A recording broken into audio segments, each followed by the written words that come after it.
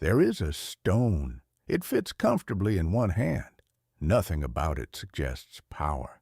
Nothing about it hints at the chaos left in its wake. And yet, kings have crossed continents to possess it. Many of them ended their reigns in ruin. Entire empires shaped their destiny around it, only to disappear from history. Those who believed they had finally secured it, that the pursuit was over, never understood the truth. What follows isn't the kind of story people invent. The evidence survives in royal chronicles, in the personal writings of emperors, in records scattered across civilizations that never knew one another. Its trail stretches back 5,000 years. 14 empires, generations of rulers, soldiers, and conquerors. Many died chasing the same object, others killed to keep it. None succeeded for long, and through every war, every succession, every collapse, the stone endured, its light never faded, its journey never ended. Even now it remains exactly where history left it, waiting for the next hand to reach out.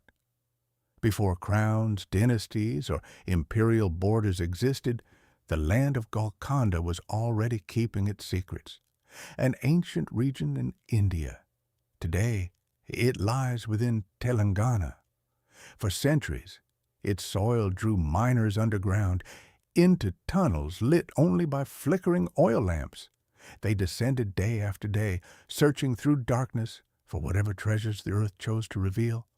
Most returned empty-handed, others surfaced with stones of little consequence. Then one discovery changed everything. The man who made it has vanished from history. No name, no record, only the object he left behind. At first glance, it looked unfinished. A raw stone, misshapen, dense, untouched by any craftsman's hand. Yet the moment its surface caught the light, the miner froze. There was something unusual about it, something he couldn't explain, something that seemed almost impossible. The future hidden inside that stone was beyond imagination. It would pass through royal courts and battlefields. It would inspire greed, obsession, and betrayal. One day, it would travel farther than anyone in Golconda could have conceived, eventually resting upon the crown of a queen from a kingdom that did not yet exist. None of that mattered in that moment. Standing alone in the mine, the man knew only what his eyes were telling him. He had uncovered something extraordinary, and for reasons he couldn't explain, it filled him with dread. The earliest reference to a gem resembling the Koh-i-Noor doesn't appear in a royal chronicle or an imperial archive. Its trail begins somewhere far older. Within the Brahma Purana, one of Hinduism's most ancient sacred texts, a work so old that historians still debate its true age. Among its stories appears a remarkable jewel, the Syamantaka, a gem described as dazzling beyond measure. According to the text, it bestowed immense prosperity upon its rightful keeper, producing vast quantities of gold each day. But admiration wasn't the focus of the passage. What survived through the centuries was the caution attached to it. The words read less like mythology and more like the account of someone who had witnessed the consequences firsthand. He who owns this diamond will own the world, but will also know all its misfortunes. Only God or a woman can wear it with impunity. Those lines were written thousands of years ago, long before modern nations, long before recorded empires reached their height. Yet the message was unmistakable. Whoever penned those words understood something about power and about the cost of possessing it. Perhaps they had seen rulers consumed by greed. Perhaps they had watched fortunes rise and collapse around the same object. Whatever the reason, they chose to leave a warning behind. History would prove how little attention anyone paid to it. The first time the historical record allows us to identify this stone with confidence, its story is already tied to war. The year is 1306, southern India. The Kakatiya kingdom rules from the fortified city of Warangal, a thriving center of wealth, trade, and engineering. Its temples and monuments still stand centuries later, silent reminders of a civilization that once seemed unshakable. At the heart of that kingdom sits King Prataparudra II.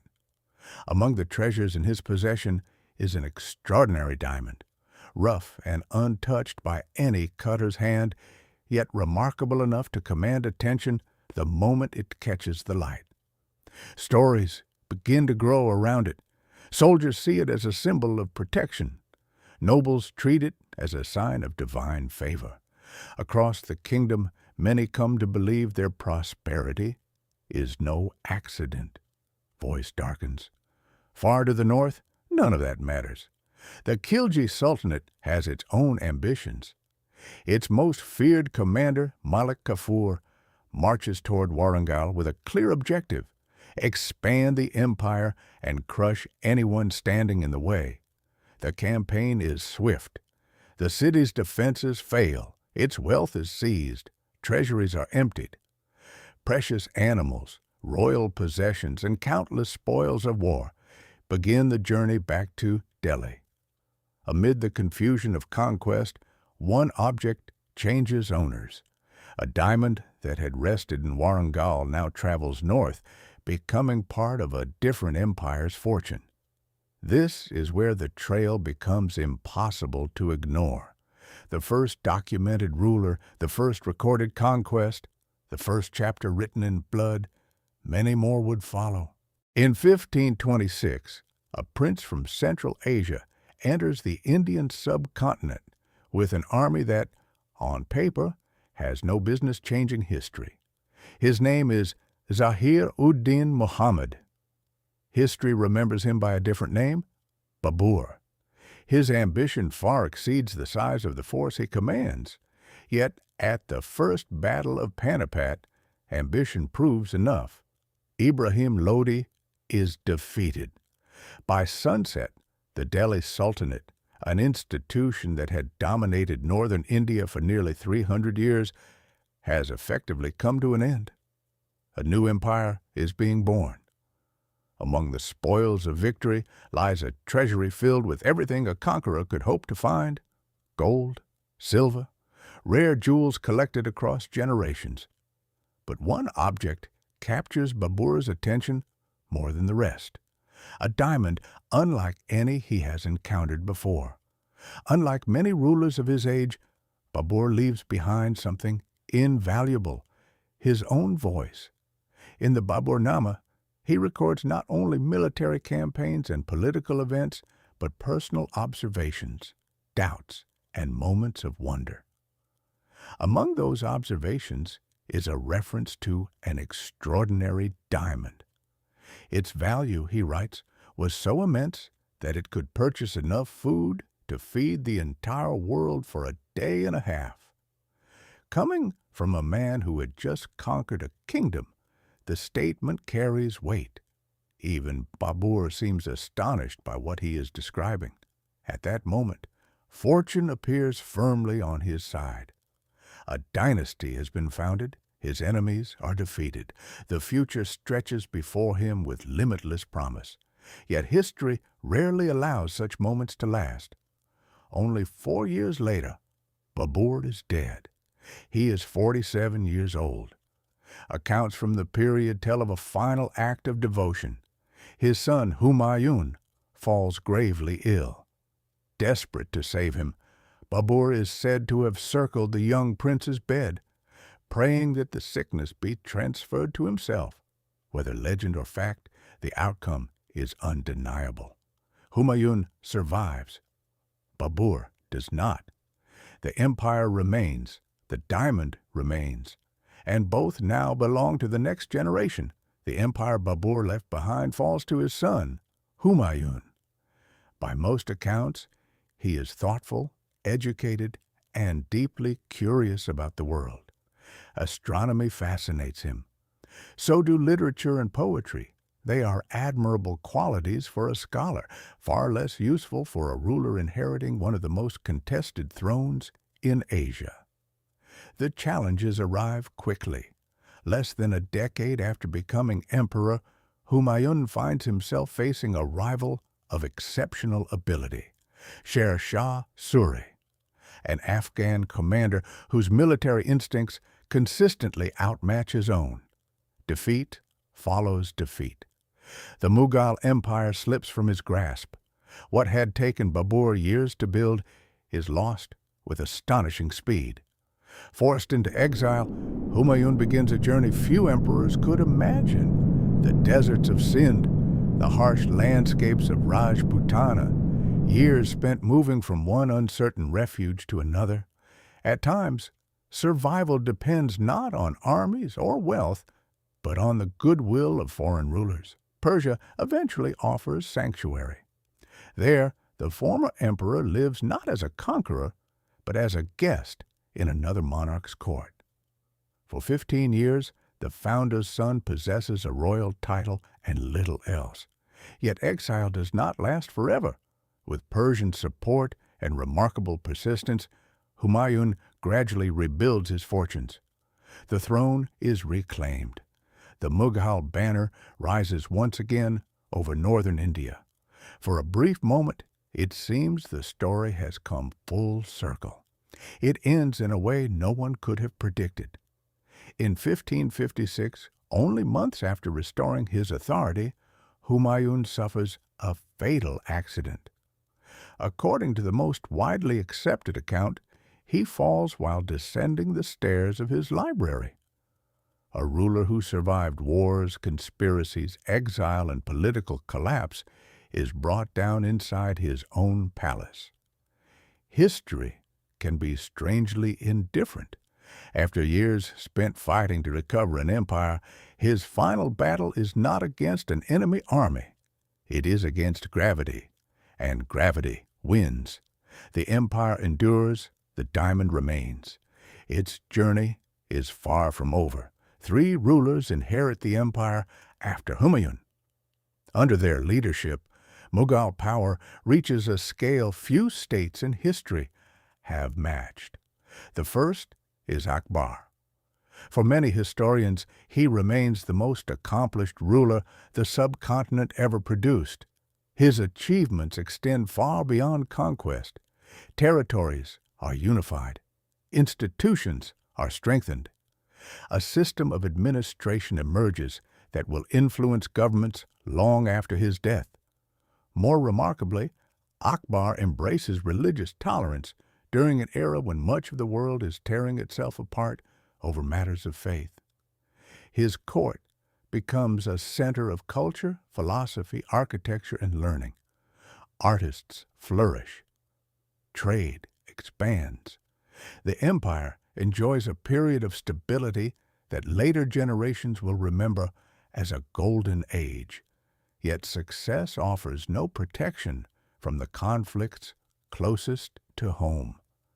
As Akbar grows older, tensions with his heir become impossible to ignore. Prince Salim, the future Jahangir, openly challenges his father and eventually raises forces against him. The rebellion fails. The damage does not. For a ruler who spent a lifetime overcoming external enemies, the deepest wound comes from within his own family. When Akbar dies at 63, he leaves behind a thriving empire. He also leaves behind a problem that will echo through generations. Jahangir inherits both. The new emperor is intelligent, cultured, and deeply interested in the arts. His reign produces remarkable paintings, literature, and architecture. Yet personal weaknesses accompany those achievements. Contemporaries describe his dependence on opium and alcohol. More importantly, the cycle that troubled his father's final years refuses to disappear. Before long, Jahangir faces rebellion from his own son. history begins to repeat itself. Not because of a curse, because dynasties rarely survive power without conflict. Then comes Shah Jahan. His name is inseparable from one of the most famous buildings ever constructed, the Taj Mahal. Built in memory of his wife Mumtaz Mahal, it stands as both a declaration of love and a monument to grief. At the height of his reign, Shah Jahan places the Koh-i-Noor within the legendary peacock throne. The throne itself becomes a symbol of unimaginable wealth. Visitors travel vast distances simply to witness it. For a moment, Mughal power appears untouchable. Appearances can be deceptive. A struggle for succession erupts among Shah Jahan's sons. The victor is Aurangzeb. After seizing control, he confines his father to Agra Fort. The former emperor spends the final years of his life under guard. From his quarters, he can see the Taj Mahal in the distance. The mausoleum built for the woman he loved becomes the last great sight of his final chapter. The empire survives, the family fractures, and the story moves forward once again. By the time Muhammad Shah ascends the Mughal throne, the age of expansion is over. The symbols of greatness remain. The peacock throne dazzles visitors. The Koh-i-Noor continues to attract admiration. But beneath the surface, the foundations are weakening. Provincial governors grow increasingly independent. Military discipline erodes. Frontiers become harder to defend. The empire still looks powerful. It simply no longer is. Muhammad Shah is often remembered as a patron of music, poetry, and courtly culture. Those qualities make him an interesting ruler. Unfortunately, they do little to address the challenges gathering around him. He inherits a world that demands decisive leadership at precisely the moment he is least equipped to provide it. And beyond the northwestern frontier, a force is already moving toward India, one that will expose just how fragile the Mughal Empire has become. His name is Nader Shah. Few rulers in history rose from circumstances as unlikely as his. He was born in the harsh landscapes of Khorasan, far from the palaces and courts he would one day command. The son of a poor shepherd, at one point in his youth, even slavery became part of his story. Nothing about his beginnings suggested empire. Yet, within a few decades, he accomplished what many powerful dynasties could not. Persia was reunited under his rule. The Ottoman Empire suffered humiliating defeats at his hands.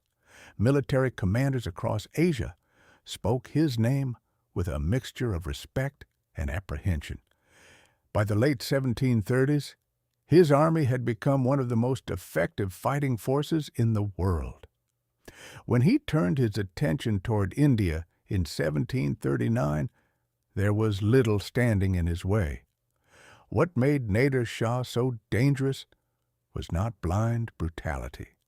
It was discipline. Violence for him was a tool rather than an impulse. Every campaign was calculated. Every display of force served a purpose. Fear was measured, applied, and managed with the precision of a military resource. News of his advance reaches the Mughal court in Delhi. Attempts are made to avoid confrontation. Messages are exchanged. Diplomatic efforts fail. Gifts accomplish nothing. Eventually, the Mughals do what empires often do when negotiation no longer works. They prepare for war. The confrontation comes at Karnal. It lasts less than 3 hours. 2 centuries of Mughal military prestige collapse in a single morning. The result is so decisive that resistance effectively ceases. The road to Delhi lies open. Nader Shah enters the imperial capital not as a visitor, but as its master. What follows becomes one of the darkest episodes in Delhi's long history. Tension hangs over the occupied city. Then a rumor begins to spread. Word travels through the streets that Nader Shah has been killed. Believing the conqueror is dead, groups of citizens attack isolated Persian soldiers. Several are killed. The reports reach Nader Shah quickly. The rumor is false. He is alive and furious. A group of his own bodyguards enters his tent during the night. The man who defeated kingdoms, humbled empires, and carried away the wealth of Delhi never wakes up. By dawn, he is dead. For all his victories, the final betrayal comes from the people standing closest to him. And once again, the Koh-i-Noor survives its owner. Ready for the next chapter of its journey, the death of Nader Shah leaves behind a vacuum that no one is prepared to fill. His empire begins to fracture almost immediately. Generals who once fought under the same banner turn against one another. Alliances collapse. Ambition replaces loyalty. Across Persia and Central Asia, the struggle for power begins before the dust has settled. From that turmoil emerges a figure who will reshape the region, Ahmad Shah Durrani, future founder of the Afghan state and one of the most capable military leaders of his generation. Among the treasures left behind by Nader Shah is the Koh-i-Noor. The diamond eventually finds its way into Durrani's possession. Unlike many rulers before him, he seems genuinely captivated by it, not merely by its value, but by its symbolism, so much so that he writes poetry in its honor. A remarkable thing when you think about it. Kings have launched wars for this stone. Ahmad Shah writes verses about it.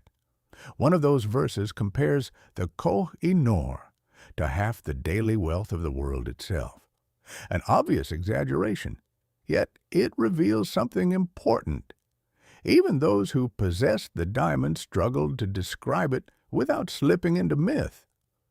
By most historical accounts, Ahmad Shah governs effectively. He builds an empire stretching across vast territories. His reputation as a military commander remains formidable. More unusually for a ruler in this story, his life ends without assassination, imprisonment, or violent overthrow. He dies in 1772 after a reign lasting roughly 25 years. For a brief moment, it seems as though the cycle has been broken. It hasn't.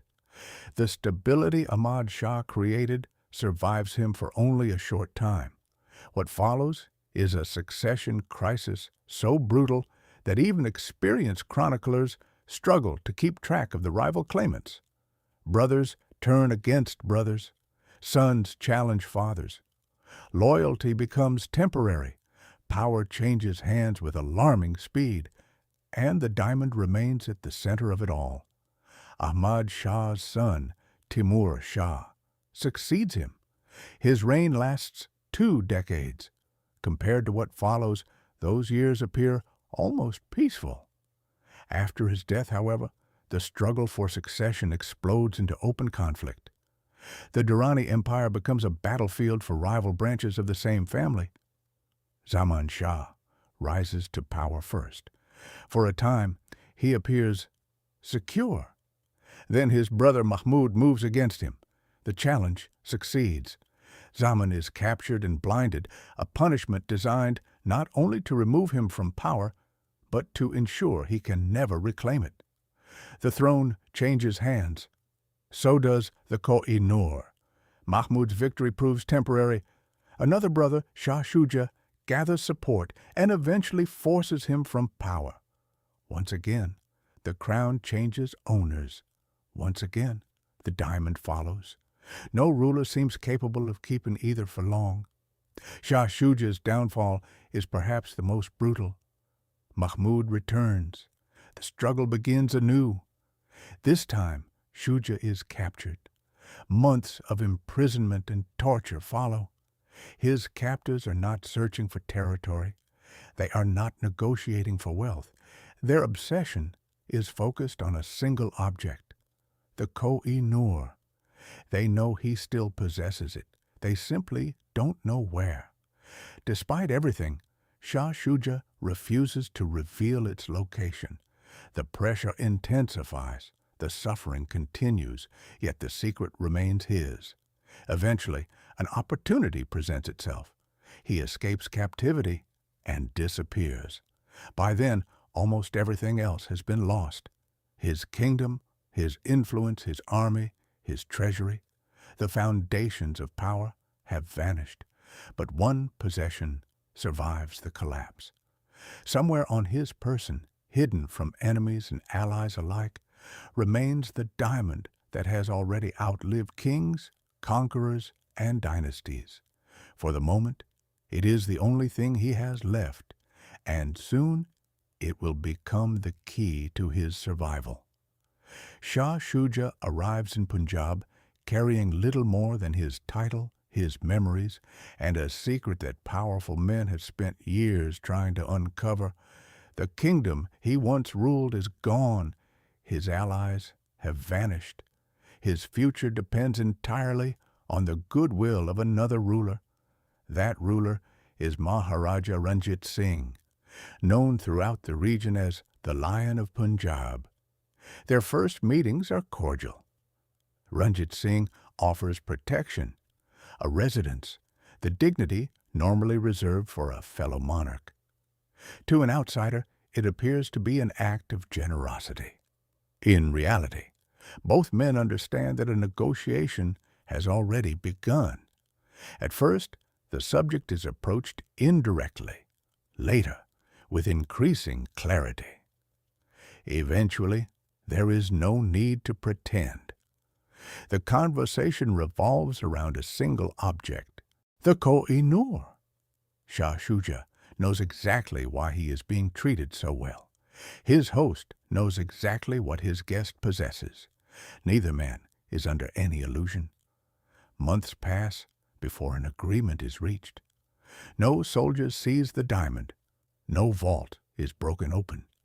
The transfer takes place through bargaining, promises, and political necessity.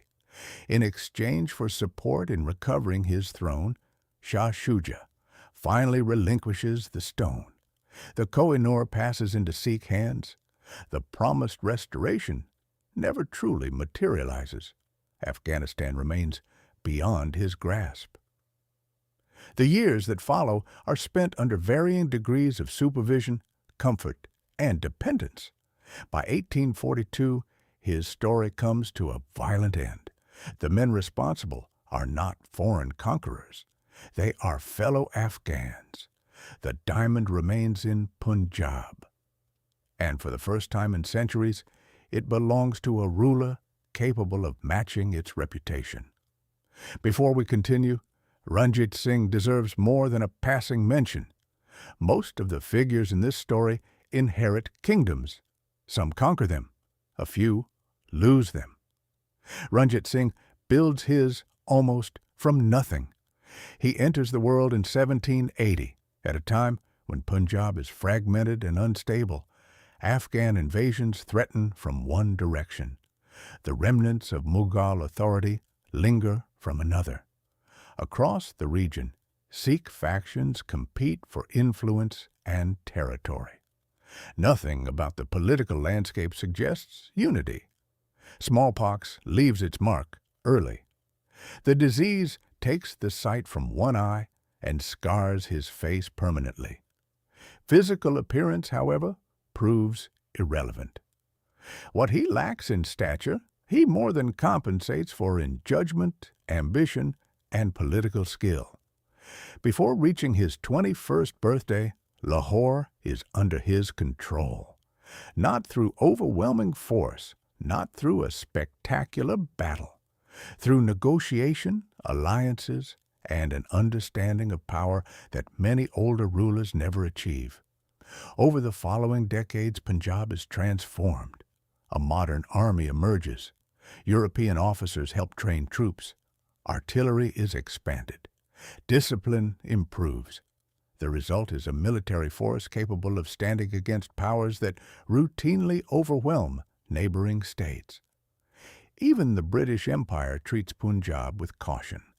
His success extends beyond warfare. Unlike many rulers of the era, Ranjit Singh governs a remarkably diverse state. Hindus, Muslims, Sikhs, and Christians all serve within his administration and military. Places of worship belonging to different faiths receive patronage. Religious identity becomes far less important than competence and loyalty. For a region accustomed to conflict, the approach is unusual and remarkably effective. During these years, the Koh-i-Noor remains in his possession. Yet something else stands out. The endless cycle that followed previous owners seems strangely absent. No rebellion from an ambitious son, no dramatic overthrow, no trusted general turning against him, no empire collapsing around the diamond. For more than 2 decades, stability holds. Ranjit Singh does not hide the stone away. He wears it openly, often mounted as an arm ornament where everyone can see it, not as a secret treasure, as a statement, a symbol of authority, perhaps even a challenge. Eventually, age catches up with him. A series of strokes weakens his body. By 1839, the end is approaching. Those around him begin discussing what should become of the Koh-i-Noor. One proposal suggests donating it to the Jagannath Temple, an offering, a final act of devotion, a way of surrendering worldly power before death.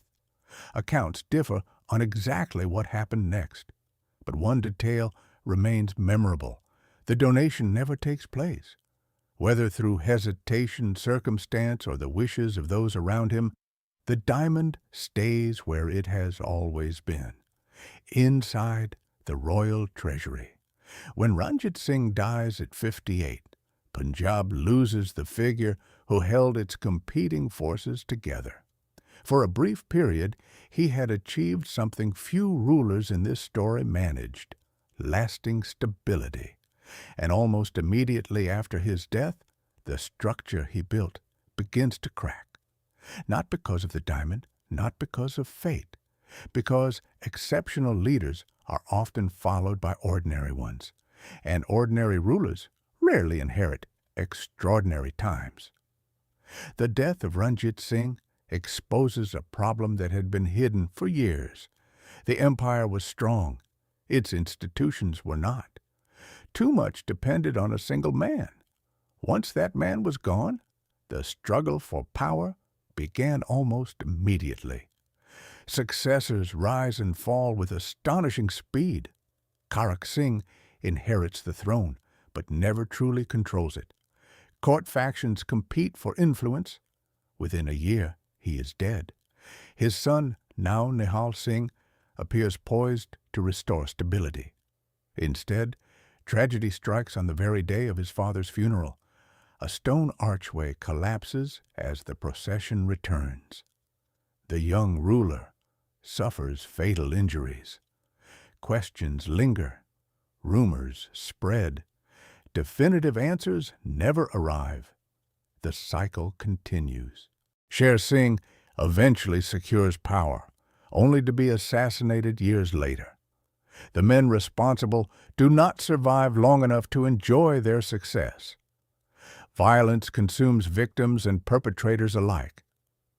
By the late 1840s, the empire that Ranjit Singh spent a lifetime constructing is unraveling before everyone's eyes.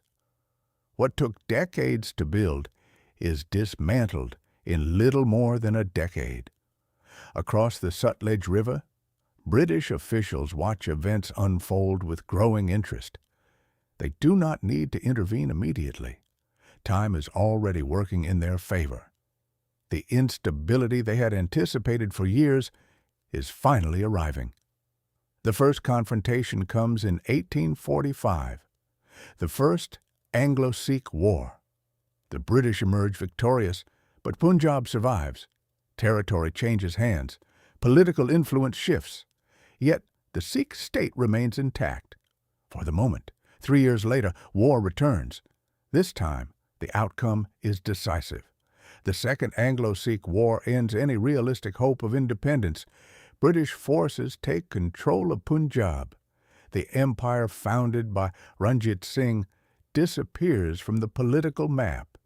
In the aftermath, attention turns to a child, Duleep Singh, only 10 years old, the final Maharaja of Punjab, the last representative of a dynasty already collapsing around him. A document is placed before him. Its language is formal. Its consequences are permanent. Among its provisions is a single sentence that will echo through history. The gem called the Koh-i-Noor shall be surrendered to the Queen of England. One word matters more than all the others: surrendered. By that point, the negotiations were over. Power rested entirely on one side of the table. The signature only formalized a decision that had already been made. A defeated kingdom is handing over one of its most famous possessions. The signature belongs to a child. The decision does not. Whether Duleep Singh fully understood the significance of that moment is impossible to know. What is certain is that he spent much of his life trying to reclaim what had been taken from him. The boy who once ruled Punjab grows up thousands of miles from home. England becomes his new world.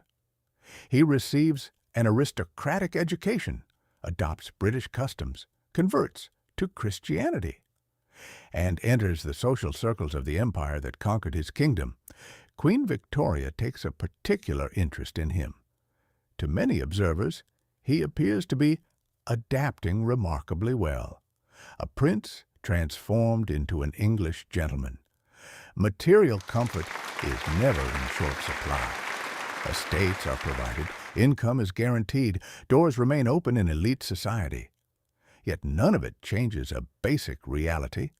Everything that had defined his identity, his kingdom, his inheritance, his authority, has already been taken away. For years, Duleep Singh seems willing to accept the arrangement. Then something begins to shift. He studies the history of Punjab, re-examines the circumstances surrounding its annexation, looks more closely at the events that carried him from Lahore to England.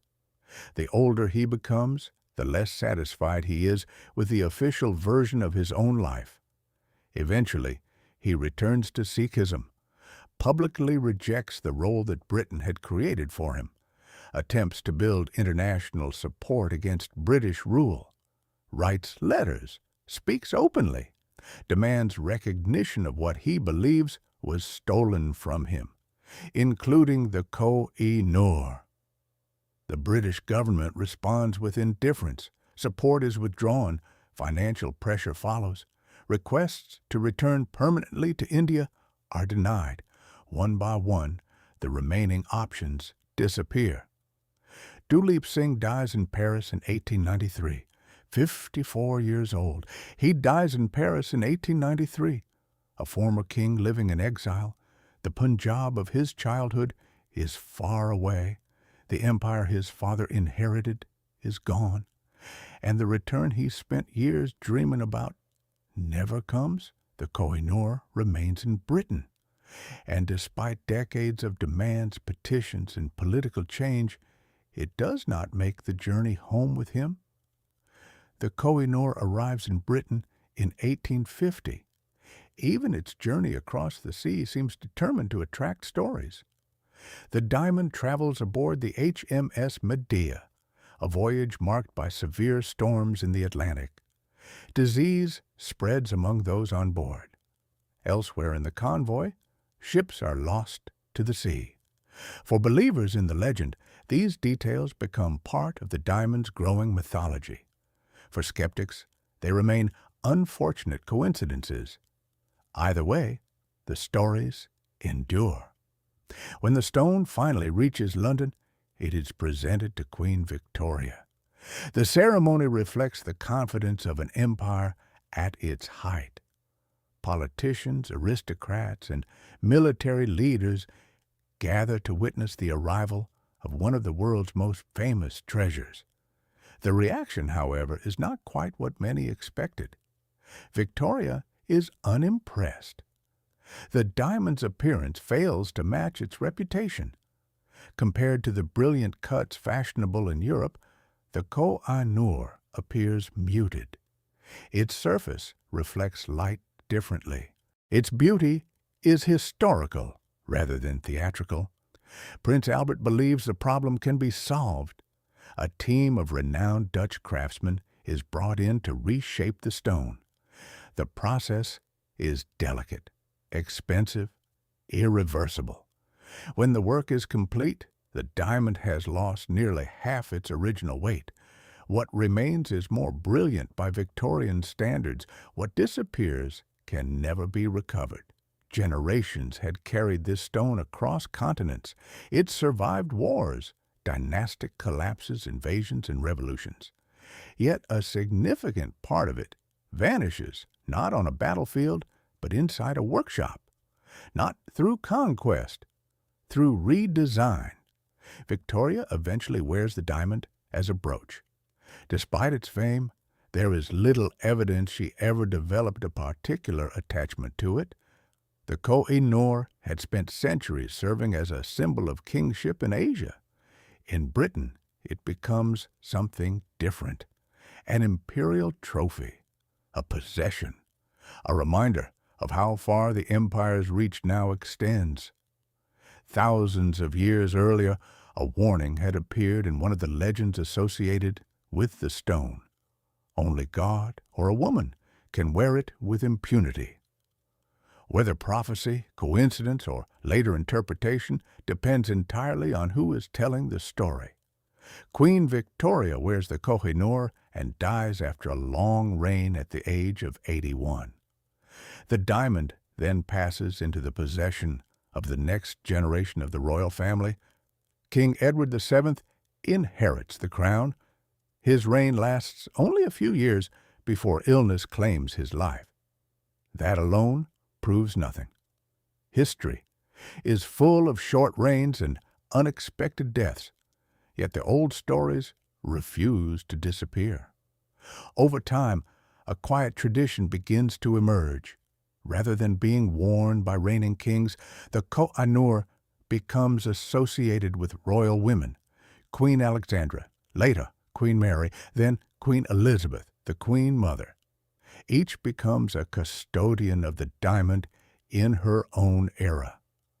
The pattern is noticeable enough that historians, journalists, and enthusiasts continue discussing it to this day.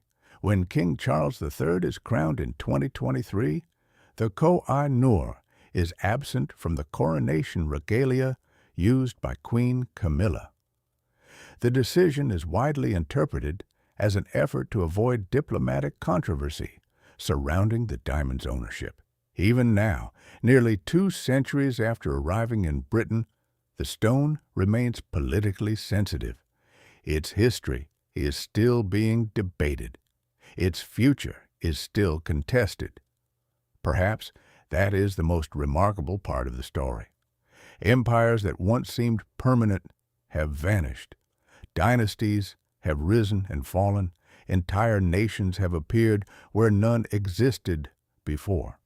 Yet arguments surrounding this diamond continue, not because of a curse, not because of magic, but because some objects become larger than themselves.